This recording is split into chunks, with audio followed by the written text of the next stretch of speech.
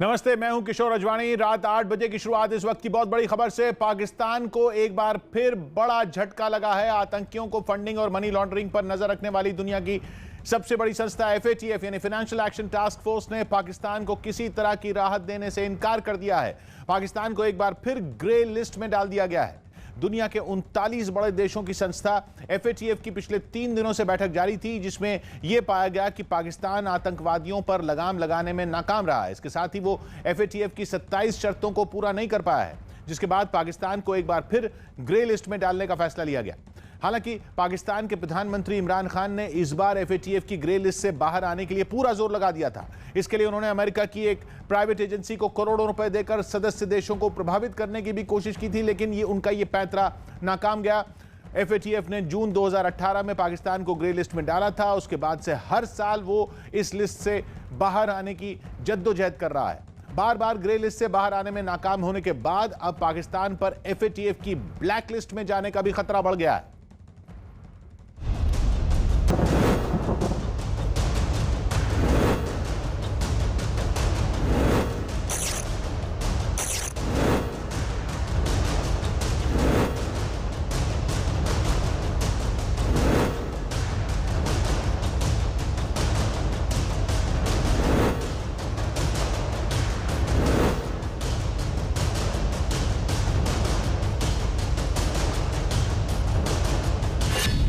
FATF के फैसले से पाकिस्तान में कोहराम।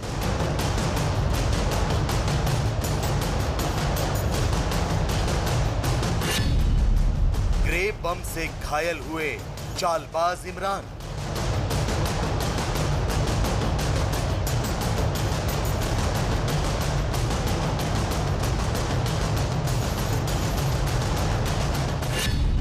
दाने दाने को मोहताज होगा आतंकिस्तान।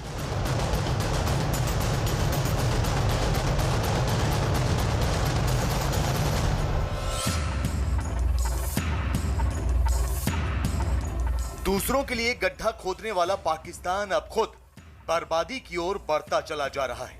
आतंक और खूनी जिहाद को पनाह देने वाला पाकिस्तान अब पाई पाई को मोहताज होने वाला है।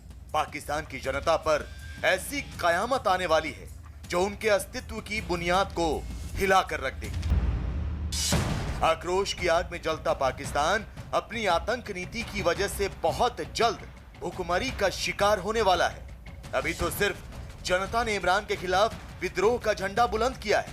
बहुत जल्द पाकिस्तान की आवाम इमरान को सत्ता से उखाड़ फेंकने वाली है और इसका सबसे बड़ा कारण बनेगा FATF। FATF की सभी शर्तों पर कोई कार्रवाई क्यों नहीं?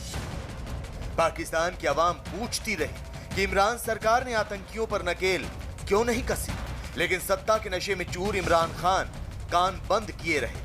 नतीजा ये कि FATF ने पाकिस्तान को एक बार फिर उसी गहरी खाई में धकेल दिया जहां सिर्फ अंधेरा है, जहां सिर्फ तबाही। पेरिस में FATF यानी कि फाइनेंशियल एक्शन टास्क फोर्स की बैठक में पाकिस्तान को ग्रे लिस्ट में ही बरकरार रखने पर फैसला हुआ है। मनी लॉन्ड्रिंग और टेरर फाइनेंसिंग के मामले पर नज़र रखने वाली अंतर्राष्ट्रीय संस्था FATF ने पाकिस्तान को आधा दर्जन से भी ज़्यादा शर्तों को पूरा ना करने के चलते किसी भी तरीके की रियायत देने से साफ इनकार कर दिया। इससे मतलब साफ है कि कोरोना काल में पाकिस्तान की चरमराई हुई अर्थव्यवस्था अब पूरी तरीके से चौपट हो जाएगी और वहाँ की जनता रोटी के लिए जंग करती नजर आएगी। पाकिस्तान ने UNSC यानी संयुक्त राष्ट्र सुरक्षा परिषद की लिस्ट में शामिल जैश-ए-मोहम्मद के सरगना मसूद अजहर, अंडरवर्ल्ड डॉन दाऊद इब्राहिम और लश्कर-ए-तैयबा के ऑपरेशनल कमांडर ज़कीउर रहमान लखवी के खिलाफ कोई कार्रवाई नहीं। पाकिस्तान ने हाफिज सईद के खिलाफ कार्रवाई का नाटक जरूर किया, लेकिन उसके आतंकी नेटवर्क पर लगाम लगाने की कोशिश कभी नहीं की। इसके अलावा पाकिस्तान ने तालिबान के साथ हाथ मिलाया। पाकिस्तान ने कश्मीर में हिंसा फैलाने के लिए अल बद्र नाम का नया संगठन खड़ा किया, जिसकी वजह से FATF ने उसे एक बार फिर सबक सिखाते हुए ग्रे लिस्ट में डालने का फैसला किया है। आपको बता दें कि पाकिस्तान 2012 में पहली बार ग्रे लिस्ट में डाला गया था, जिसके बाद वो 2015 तक ग्रे लिस्ट में ही रखा गया। फिर 2018 से पाकिस्तान को एक बार फिर ग्रे लिस्ट में डाल दिया गया और अब एक बार फिर FATF ने पाकिस्तान को ग्रे लिस्ट में रखने का फैसला सुना दिया। शिकंजा ग्रे लिस्ट में उसको कई साल से रखे हुए हैं। टेरर फंडिंग के केसेस कंफर्म हो गए हैं। वहां पर टेररिस्ट हैं और टेररिस्ट को पैसा दे रहे, ISI दे रही, पाकिस्तान की सरकार दे रही, उनके लोग दे रहे हैं। और वो ये जो हाजी हाफिज मोहम्मद सईद वहां बैठे हैं, वहां पे तमाम जो लखवी गैंग बैठा है, तमाम जो क्रिमिनल्स बैठे हैं, जो टेररिस्ट हैं, दाऊद इब्राहिम वहां बैठा है। पाकिस्तान ने पूरी कोशिश की थी कि वो किसी तरह FATF के चंगुल से बाहर निकल जाए। पाकिस्तान ने पूरी कोशिश की थी कि उसे ग्रे लिस्ट से छुटकारा मिल जाए, लेकिन उसने अपनी आतंक की दुकान बंद नहीं की। उसने आतंकियों को मदद पहुंचाना बंद नहीं किया। पाकिस्तान FATF की 27 बिंदुओं में से 21 बिंदुओं पर ही अमल कर पाया, जिसकी वजह से उसे एक बार फिर से ग्रे लिस्ट में डाल दिया गया। पाकिस्तान को ग्रे लिस्ट से बाहर आने के लिए 12 देशों का समर्थन चाहिए था, लेकिन इमरान सरकार ये समर्थन जुटा पाने में पूरी तरह नाकाम रही। भारत की कूटनीति के सामने इमरान सरकार ने हथियार डाल दिए। हालांकि चीन, तुर्की और मलेशिया ने पाकिस्तान का समर्थन जरूर किया, लेकिन इनके समर्थन से वो सिर्फ ब्लैक लिस्ट में डाले जाने से ही बच पाया। That Pakistan has addressed only 21 action items so far out of the total 27 action items given to them under their action plan. 6 important action items are yet to be addressed. As is well known, Pakistan continues to provide safe havens to terrorist entities and individuals. FATF एक अंतरराष्ट्रीय संस्था है जो money laundering और terror funding जैसे वित्तीय मामलों में दखल देते हुए दुनिया भर के देशों के लिए गाइडलाइन तय करती है। ये संस्था ये भी तय करती है कि वित्तीय अपराधों को बढ़ावा देने वाले देशों पर लगाम कैसे लगाई जा सकती है। लेकिन पाकिस्तान ने कभी भी FATF की परवाह नहीं की। पाकिस्तान बदस्तूर आतंकी गतिविधियों को अंजाम देता रहा। पाकिस्तान को लगता रहा कि वो FATF की आंख में धूल झोंक देगा, लेकिन हर बार की तरह इस बार भी पाकिस्तान की चाल नाकाम हो गई। आतंकियों पर कार्रवाई का उसका नाटक पूरी तरह फ्लॉप हो गया। पाकिस्तान में इमरान खान का कुशासन का नतीजा है कि आतंकवाद पूरी पर नकेल लगाने में इमरान खान पूरी तरह से असफल हो गया है। उसका कारण है क्योंकि पाकिस्तान आर्मी आतंकवादियों को अपना स्ट्रेटजिक असेट समझती है, उसको इस्तेमाल करती है, उसकी जो कौन सी स्ट्रेटजी है कि ब्लीड इंडिया बाय 1000 कट्स, उसके तहत ये आतंकवादियों का पूरी तरह से इस्तेमाल किया जाता है। आतंकवाद के खिलाफ बनाए गए कानून की अनुसूची 5 के तहत पाकिस्तान की 7600 आतंकियों की लिस्ट से 4000 से अधिक नाम अचानक से गायब हो गए, जिसकी वजह से भी FATF की भौहें पहले से ज्यादा तन गई। कयास पहले तो ये लगाए जा रहे थे कि इस बार पाकिस्तान को ब्लैक लिस्ट होने से कोई नहीं बचा पाएगा। हालांकि चीन, तुर्की और मलेशिया ने उसे बचा जरूर लिया, लेकिन ग्रे लिस्ट में बने रहने की वजह से अब पाकिस्तान की बर्बादी तय है। कैसे, ये समझिए। पाकिस्तान की अर्थव्यवस्था दिवालियेपन की कगार पर है। ग्रे लिस्ट में रखे जाने पर उसकी अर्थव्यवस्था को और नुकसान होगा। IMF, विश्व बैंक और यूरोपीय संघ से आर्थिक मदद मिलनी बंद हो जाएगी, जिससे पाकिस्तान में उद्योग धंधे चौपट हो सकते हैं। पाकिस्तान में महंगाई में जबरदस्त उछाल आ सकता है। पाकिस्तान में विकास के काम ठप पड़ सकते हैं। जाहिर है, पाकिस्तान की आज ये हालत सिर्फ आतंकवाद की वजह से हुई है, लेकिन वहां की मीडिया का एक धड़ा अब भी FATF में पाकिस्तान के ग्रे लिस्ट में बने रहने के पीछे भारत का हाथ बता रहा है। पाकिस्तान की मीडिया अपनी सरकार की नाकामी को हिंदुस्तान से जोड़कर जनता को गुमराह करने की कोशिश कर रही है। जो दोस्त ममालिक हैं कुछ इस्लामी, वो भी उसको सपोर्ट देते हैं वहाँ पे, ये नहीं कि नहीं देते। अगर हमें एक दोस्त मुल्क या दो चार दोस्त मुल्क हमारे अगर सपोर्ट कर देते तो हम शायद उस ग्रे लिस्ट में जाते ही ना, हम पॉजिटिव ही रहते, हमें कोई मसला नहीं था। लेकिन भारत देखें जी क्यों चाहेगा कि वो हमें रिलीफ दे या हमें किसी तरह आज़ादी दे या हमें किसी तरह सुकून का सांस लेने दे। उसने तो हर वक्त हमारे साथ कुछ ना कुछ ठोका ठाकी लगाई होती है, वो चाहे LOC है, वो चाहे मकबूजा कश्मीर है, वो चाहे आपके जो हैं बॉर्डर्स हैं, जो भी उसके साथ मिलते हैं, हमारी जितने भी मरासिम है, जहाँ वो उसको लगता है, जहाँ उसको मौका मिलता है, वो मौका हाथ से जाने नहीं देता। विपक्ष का विरोध, जनता का आक्रोश, पाकिस्तान में गृह युद्ध, और अब FATF की मार से आतंकिस्तान का बर्बाद होना तय है। कोरोना की वजह से पहले से तबाह पाकिस्तान की अर्थव्यवस्था अब वेंटिलेटर पर चली जाएगी। ना चीन इमरान की मदद कर पाएगा और ना ही तुर्की सहारा दे पाएगा। इमरान खान ग्रे लिस्ट से बाहर आने के लिए करोड़ों रुपए पानी की तरह बहाते हैं, लेकिन आतंकवादियों पर लगाम लगाने को तैयार नहीं है। यही नहीं, FATF के बार बार चेतावनी देने के बावजूद आतंकवादियों की फंडिंग भी नहीं रोकी जा रही है। इसकी बड़ी वजह है भारत को आतंक की आग में झोंकने का पाकिस्तान का मंसूबा। पाकिस्तान भारत से दुश्मनी में इस कदर बौखला चुका है कि अपना वजूद तक दांव पर लगा चुका है। भारत के खिलाफ पाकिस्तान की एक नई साजिश का पूरा ब्लूप्रिंट दिखाएंगे आपको एक ब्रेक के बाद।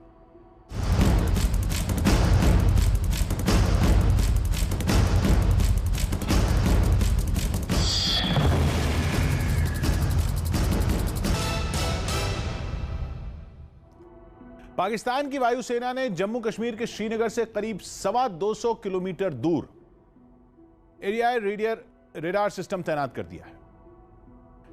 यह हवाई हमले की चेतावनी देने वाला एक आधुनिक उपकरण है जिसे airborne early warning and control system यानी एवॉक्स कहा जाता है।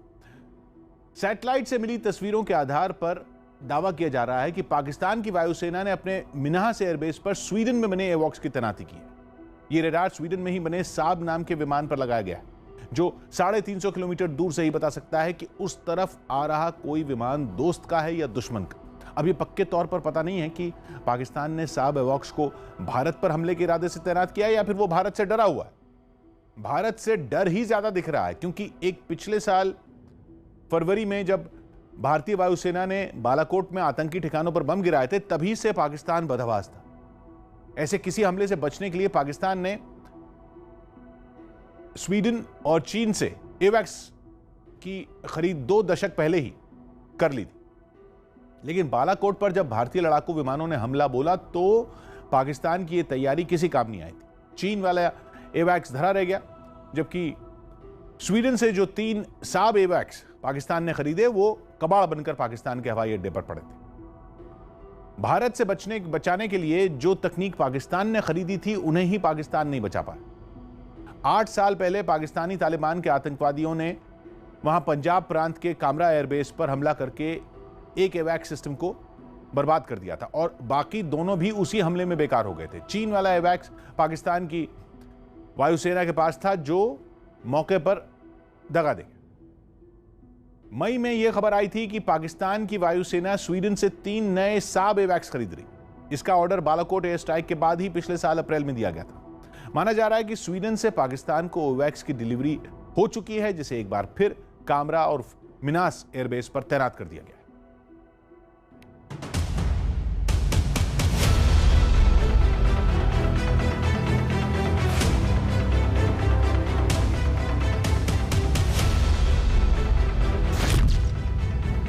आसमान से भारत की जासूसी करता पाकिस्तान,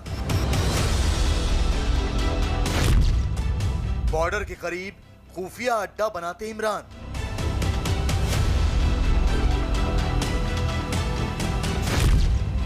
डरे इमरान के रडार प्लान का पर्दाफाश।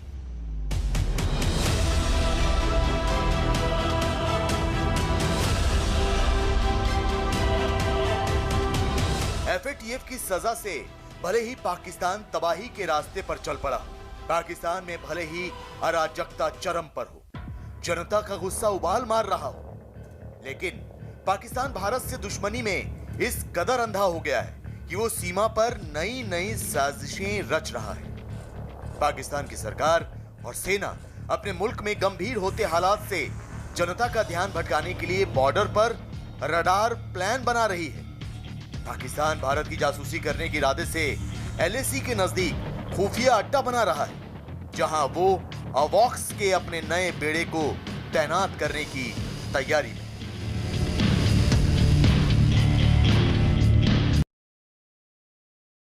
पाकिस्तान ने हाल ही में स्वीडन की एक कंपनी से एवॉक्स सिस्टम खरीदा है। एवॉक्स सिस्टम के जरिए कोई भी देश दुश्मन के हवाई जहाज, क्रूज मिसाइलों और ड्रोन पर नजर रख सकता है। लिहाजा पाकिस्तान कश्मीर और लद्दाख में भारतीय वायुसेना की गतिविधियों पर नजर रखना चाहता है। आपके टेलीविजन स्क्रीन पर नजर आ रही तस्वीरें पाकिस्तान के मिन्हास एयरबेस की हैं। वही मिन्हास एयरबेस जहां से श्रीनगर की दूरी महज 222 किलोमीटर है।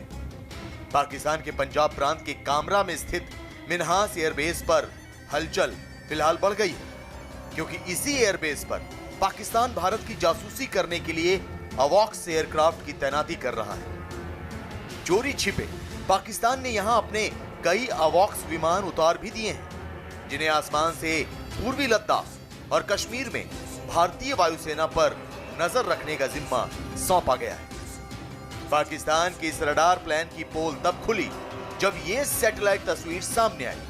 तस्वीर में आप देख सकते हैं कि पाकिस्तान वायुसेना का एक अवॉक्स विमान उसके मिन्हास एयरबेस पर खड़ा है।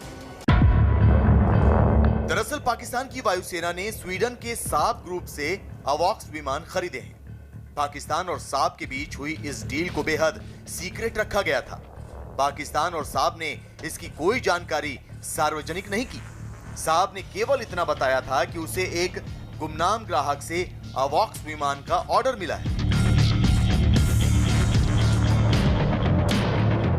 जाहिर है, पहले चोरी छिपे डिफेंस डील करना, फिर स्वीडन से अवॉक्स विमान खरीदकर उन्हें श्रीनगर के करीब अपने एयरबेस पर तैनात करना पाकिस्तान की नीयत साफ जाहिर करता है। पाकिस्तान गुपचुप तरीके से भारत की जासूसी करना चाहता है, जिसका फायदा ना सिर्फ उसे बल्कि चीन को भी होगा। यही वजह है कि भारत पाकिस्तान के इस सीक्रेट मिशन के बारे में पता लगते ही चौकन्ना हो गया है। मैं देखता हूं कि ये पाकिस्तान का भय है। हिंदुस्तान के केंद्रीय सरकार की इच्छा शक्ति और वायुसेना की क्षमता, बढ़ती हुई क्षमता से घबरा के पाकिस्तान की वायुसेना ने ये अवॉक्स डिप्लॉय किया है। उसको लगता है कि हिंदुस्तान की वायुसेना कभी भी उसके घातक वार कर सकती है, और इसका उदाहरण है बालाकोट एयर स्ट्राइक। भारत ने पुलवामा हमले के बाद फरवरी 2019 में इसी अवॉक्स तकनीक का इस्तेमाल करते हुए पाकिस्तान की सीमा में घुसकर बालाकोट एयर स्ट्राइक को अंजाम दिया था। सेना ने सुरक्षा कारणों और गोपनीयता बनाए रखने की वजह से इसका कोड नेम ऑपरेशन बंदर दिया था। उस समय तक पाकिस्तान के पास ये अवॉक्स सिस्टम नहीं था, इसलिए भारत के एयर स्ट्राइक के बारे में उसे भनक तक नहीं लग सकी थी। लिहाजा भारत दोबारा पाकिस्तान पर आक्रमण कर उसके आतंकी कैंप तबाह ना कर दे, इससे बचने के लिए इमरान और बाजवा ब्रिगेड ने चोरी छिपे स्वीडन की साब कंपनी से अवॉक्स विमानों की डील कर ली और उन्हें भारत की सीमा के बेहद करीब तैनात करना शुरू कर दिया। आपको बता दें कि अवॉक्स का मतलब airborne early warning and control system होता है। यह सिस्टम दुश्मन और दोस्त के लड़ाकू विमानों को आसानी से पहचान लेता है। इनकी मदद से दुश्मन की हर हरकत पर नजर रखी जा सकती है। इस तकनीक के जरिए लंबी दूरी पर मौजूद लड़ाकू विमानों को भी कमांड दिया जा सकता है। लड़ाकू विमानों को टारगेट को तबाह करने के लिए नियंत्रित भी किया जा सकता है। बालाकोट हमले के बाद जब भारतीय विमान दुर्घटनाग्रस्त हुआ था, तब भारत में इस बात पर बहस छिड़ गई थी कि अवॉक्स तकनीक से सुरक्षा तंत्र और ज्यादा मजबूत कैसे किया जाए, जिसके बाद भारत भी अवॉक्स तकनीक की खरीद पर जोर देने लगा है। भारत इजराइल से फाल्कन अवॉक्स खरीदने के साथ साथ देश में ही ऐसी तकनीक को विकसित कर रहा है जिससे पड़ोसी देशों की साजिशों को धूल में मिलाया जा सके। इजराइल से मिले फाल्कन अवॉक्स को रूस की इलियोसिन 76 हैवी लिफ्ट एयरक्राफ्ट के ऊपर लगाने की तैयारी भी हो चुकी है। भारतीय वायुसेना से ये भयभीत हैं और ये जानते हैं कि जो देश चीन को घुटने टकवा सकता है लद्दाख में, तो पाकिस्तान क्या है, वो तो मच्छर है, मच्छर से भी कमजोर है। इजराइल भारतीय सेना के लिए हथियारों का बड़ा आपूर्ति करता है, लिहाजा उससे अवॉक्स की डील करना बेहद अहम और जरूरी भी है, क्योंकि पाकिस्तान की स्थिति इस क्षेत्र में भारत से फिलहाल बेहतर है। उसके पास चीन में बने 8 से 10 काराकोरम ईगल ZDK-03 अवॉक्स और स्वीडिश साब 2000 अवॉक्स विमान है। लेकिन पाकिस्तान क्या सिर्फ इन्हीं अवॉक्स विमानों के बूते भारत से लोहा ले पाएगा? क्या वो अंदरूनी हालात से निपटने के बजाय सीमा पर फिलहाल युद्ध का आगाज करने की हिम्मत जुटा पाएगा?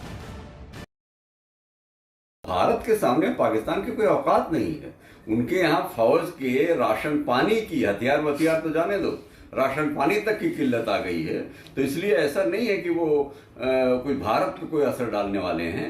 अब भारत को अपनी चीन को दुरुस्त रखना है और पाकिस्तान में खुफिया एजेंसियों के जरिए सक्रिय रहना है। बाकी पाकिस्तान की फौज के बस का कुछ नहीं हुआ। खैर, हिंदुस्तान चीन और पाकिस्तान की साजिशों को देखते हुए अब अपनी आसमानी आंखों की तादाद बढ़ाने में जुट गया है। भारतीय वायुसेना जितनी जल्दी हो सके इस मामले में खुद को मजबूत करने की कवायद कर रही है। ऐसे में पाकिस्तान को किसी भी गलतफहमी का शिकार नहीं होना चाहिए।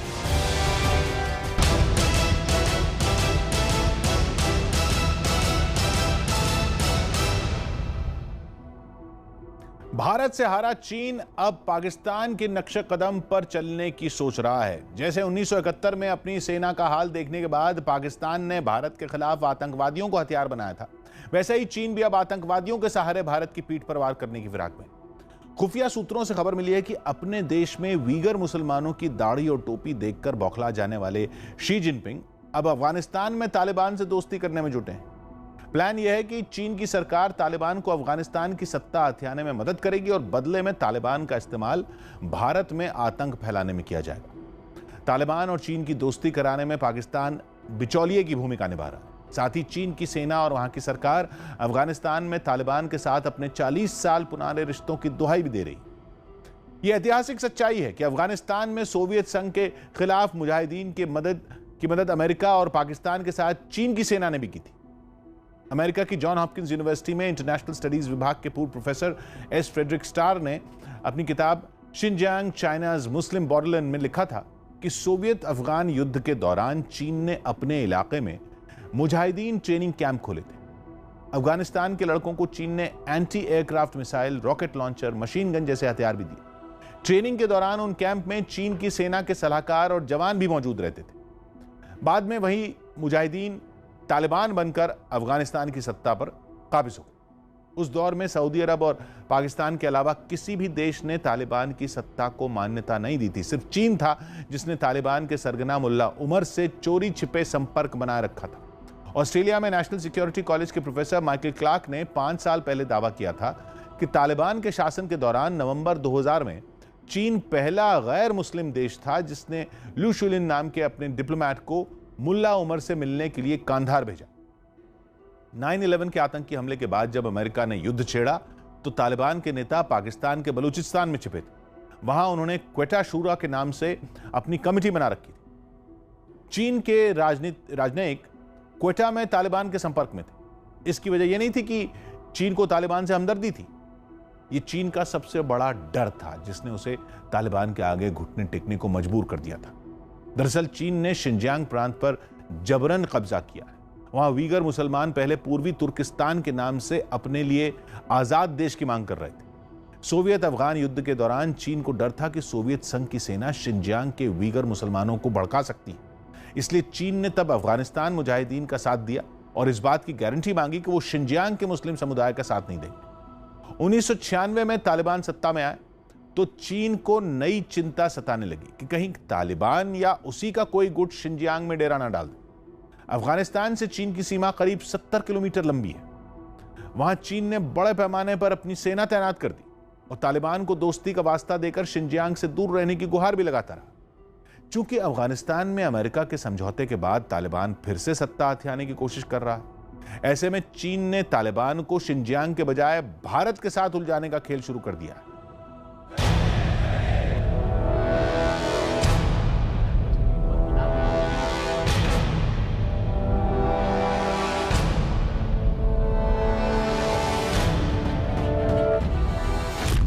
बार बार हार से बौखलाया चीन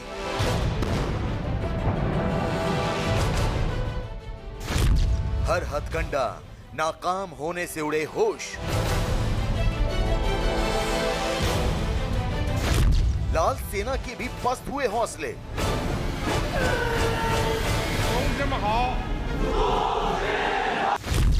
अब भारत के खिलाफ आतंक के भरोसे चीन।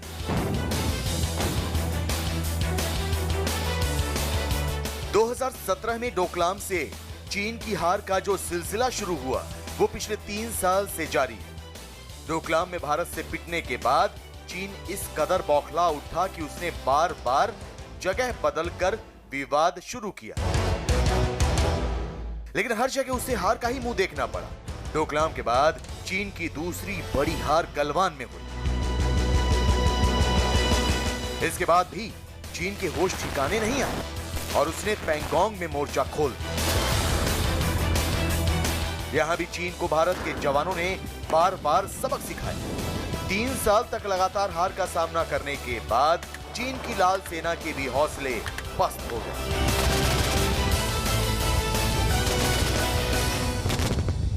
भारत के खिलाफ चीन पिछले 3 सालों में 3 बड़ी हार का मुंह देख चुका है।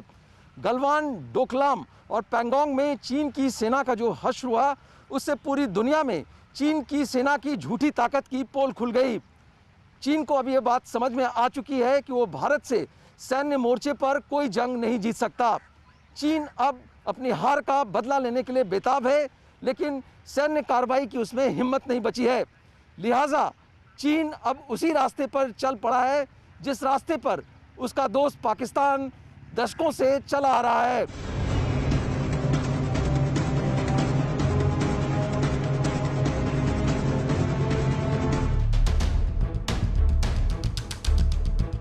LAC पर हर हथकंडे में नाकाम होने के बाद चीन अब भारत को नई नई साजिशों से नुकसान पहुंचाने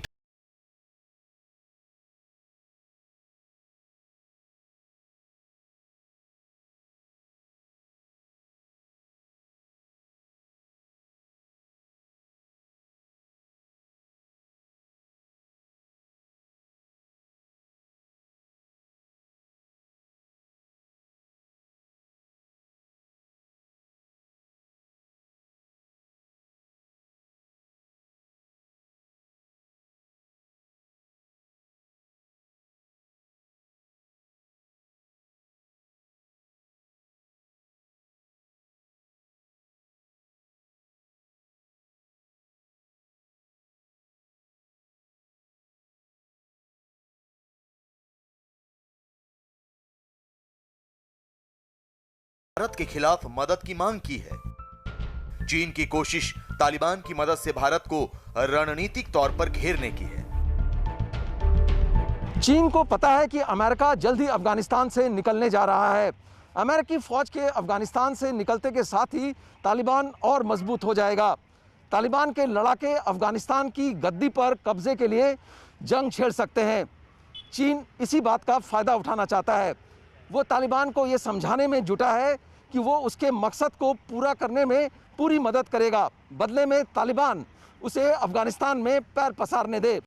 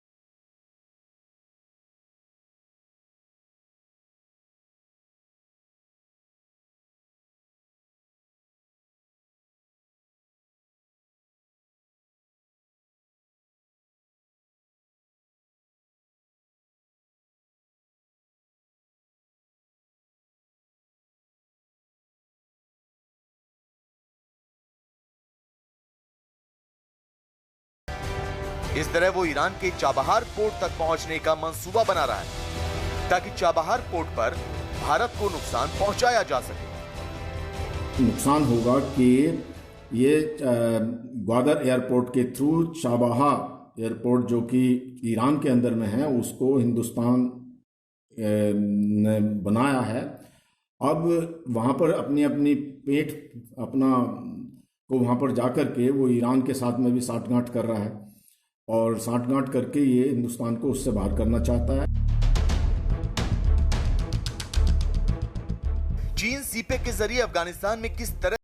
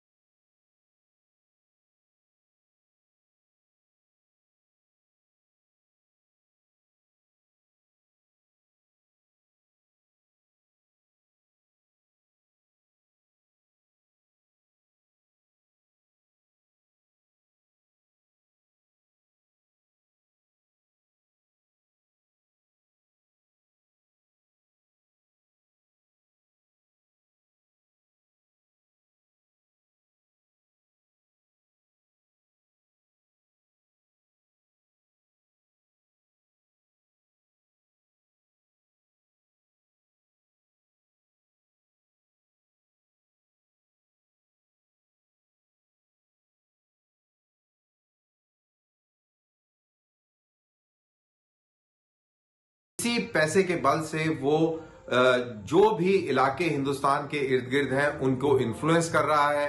और अब जो है ईरान के ऊपर वो बहुत भारी दबाव है कि वो चाइना के हित में काम करे, और हिंदुस्तान के हित जो हिंदुस्तान चाबहार के रास्ते अपना साधना चाह रहा था, अब उनको टारगेट कर रहा है।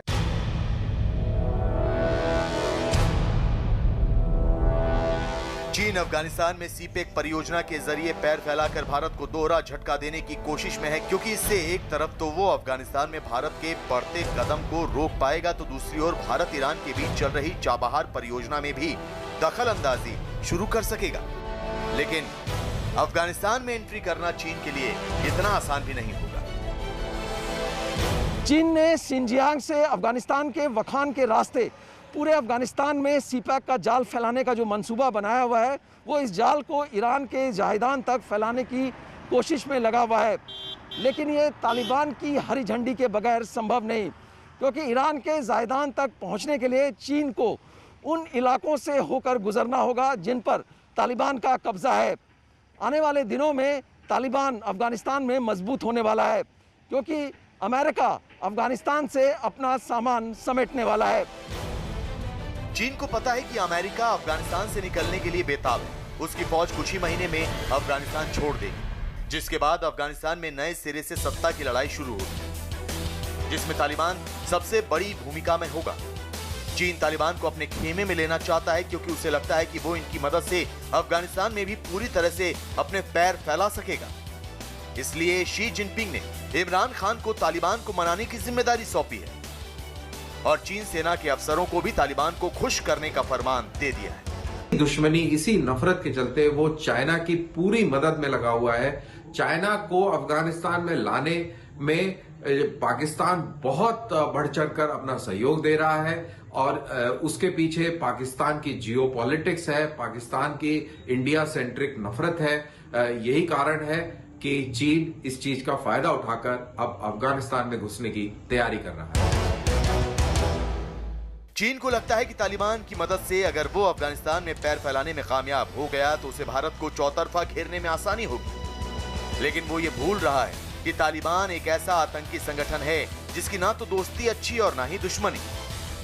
इतिहास बताता है कि तालिबान से दोस्ती करने वाले भी बर्बाद हुए और उससे दुश्मनी करने वाले।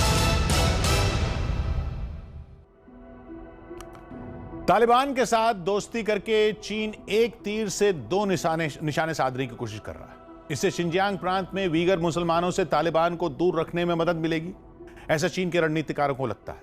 वैसे चीन का असली मकसद सीपीईसी यानी चाइना पाकिस्तान इकोनॉमिक कॉरिडोर और बेल्ट एंड रोड इनिशिएटिव को अंजाम तक पहुंचाना है। सीपीईसी का जो हिस्सा पाकिस्तान की सीमा में शुरू होता है वो अफगानिस्तान की सीमा से जुड़ा है। तालिबान की अगर नजर टेढ़ी हो गई तो सीपीईसी का सपना कभी पूरा नहीं होगा। ये बात पाकिस्तान और चीन दोनों को मालूम है। वहीं बेल्ट एंड रोड इनिशिएटिव को मध्य एशिया और यूरोप तक पहुंचाने का रास्ता अफगानिस्तान से निकलता है। उसके लिए भी तालिबान का साथ चीन के लिए जरूरी है। बेल्ट एंड रोड इनिशिएटिव और सीपीईसी शी जिनपिंग के दोनों ड्रीम प्रोजेक्ट अफगानिस्तान में तालिबान की वजह से अटके पड़े थे। 3 साल पहले जब अमेरिका ने तालिबान के साथ शांति वार्ता शुरू की, उसी दौरान चीन भी सक्रिय हो गया। 2017 से चीन के विदेश मंत्री वांग यी ने पाकिस्तान और अफगानिस्तान के चक्कर काटने शुरू कर दिए, जिसे शटल डिप्लोमेसी कहा जाता है। उससे पहले अफगानिस्तान में चीन की कोई दिलचस्पी नहीं थी। बेल्ट एंड रोड प्रोजेक्ट में अफगानिस्तान को शामिल करने के लिए चीन ने वहां के एक थिंक टैंक के जरिए बात आगे बढ़ाई और पाकिस्तान के जरिए तालिबान को भी साधना शुरू कर दिया। चीन की यह चाल तेजी से आगे भी बढ़ी। खबर है कि चीन से ईरान तक का जो रेल नेटवर्क बना है वो अफगानिस्तान के कुंदूज प्रांत से पाकिस्तान के तोरखम होते हुए ईरान पहुंचेगा। तालिबान के साथ सांठगांठ होने के बाद ही चीन ने लियू जिनसोंग को अफगानिस्तान का राजदूत बनाया, जो पहले सिल्क रोड फंड के डायरेक्टर थे। इसी साल अप्रैल में war on the rocks magazine में बताया गया कि शी जिनपिंग अफगानिस्तान की सरकार और तालिबान दोनों के साथ गलबैयां करने की नीति पर चल रहे हैं, ताकि पाकिस्तान की तरह उनके भी दोनों हाथों में लड्डू रहें। तालिबान से दोस्ती के दम पर अफगानिस्तान की सरकार को ब्लैकमेल किया जा सके और अपनी सीमा को तालिबान के आतंकी हमलों से बचाया जा सके। हालांकि कबीलों में बटे तालिबान का कौन सा गुट क्या कर बैठे, ये डर तो चीन को भी है। इसलिए शिनजियांग और तिब्बत में तैनात चीन के सैनिकों को नए हथियारों से लैस किया जा रहा है।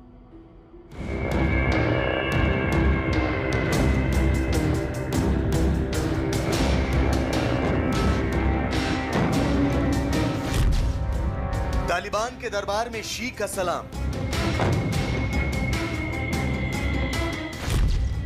लाल सेना की तालिबान से गुहार।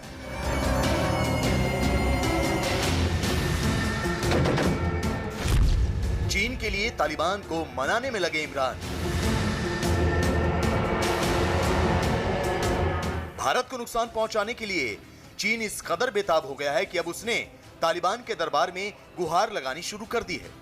अफगानिस्तान और ईरान में भारत की परियोजनाओं को नुकसान पहुंचाने के इरादे से चीन तालिबान की मदद से अफगानिस्तान में पैर फैलाना चाह रहा है। चीन के लिए तालिबान को मनाने का काम इमरान खान को सौंपा गया है, जो लगातार तालिबान के बड़े नेताओं से मिन्नतें कर रहे हैं। चीन तालिबान को अपने खेमे में करके एक तरफ भारत को नुकसान पहुंचाने की कोशिश कर रहा है, तो दूसरी तरफ अपना जलता घर भी बचाने की कोशिश में है। चीन को अब ये डर सता रहा है कि अमेरिका के अफगानिस्तान छोड़ने के बाद अगर तालिबान ने चीन के वीगर मुसलमानों को सपोर्ट कर दिया तो चीन के लिए बड़ी मुश्किल खड़ी हो जाएगी। तालिबान से चीन के डर की पूरी वजह समझने से पहले आपको चीन और अफगानिस्तान की भौगोलिक स्थिति समझनी होगी, क्योंकि इसी में तालिबान से चीन के डर की असली वजह छिपी हुई है। चीन के शिनजियांग प्रांत की पश्चिमी सीमा अफगानिस्तान के वखान से जुड़ती है। इसी इलाके में तजाकिस्तान की सीमा भी इन देशों से जुड़ी हुई है। वीगर मुसलमान चीन के शिनजियांग प्रांत में रहते हैं। चीन को यह डर है कि तालिबान ने अगर मजहब के आधार पर वीगर मुसलमानों का खुलकर समर्थन कर दिया तो उसके लिए बड़ी मुश्किल खड़ी हो जाएगी और वीगर मुसलमानों पर उसके अत्याचारों की पोल खुल जाएगी। चीन वखान के रास्ते शिनजियांग में तालिबान की एंट्री को किसी भी कीमत पर रोकना चाहता है। इसके लिए वो पूरी ताकत लगा रहा है। अफगानिस्तान में सीपेक के जरिए पैर फैलाने की चीन की चाल में उसका ये डर भी छिपा हुआ है, क्योंकि चीन वीगर मुसलमानों और तालिबान का गठजोड़ बनने से डरता है। इसलिए वो वीगर मुसलमानों के गढ़ शिनजियांग की अफगानिस्तान से लगने वाली सीमा को अपने कब्जे में लेना चाहता है। इसी वजह से चीन ने शिनजियांग और अफगानिस्तान की सीमा पर ज्वाइंट पेट्रोलिंग का समझौता किया है, जिसके तहत अफगान सेना और चीन की सेना शिनजियांग अफगानिस्तान बॉर्डर पर ज्वाइंट पेट्रोलिंग करती है। तालिबान की शिनजियांग में एंट्री रोकने के लिए चीन अब सीपेक का जाल बिछाकर इस सीमा को पूरी तरह से अपने कब्जे में लेना चाहता है। And build the people's military into a first-class military in the world. Without a strong military, it is hard to imagine a strong motherland.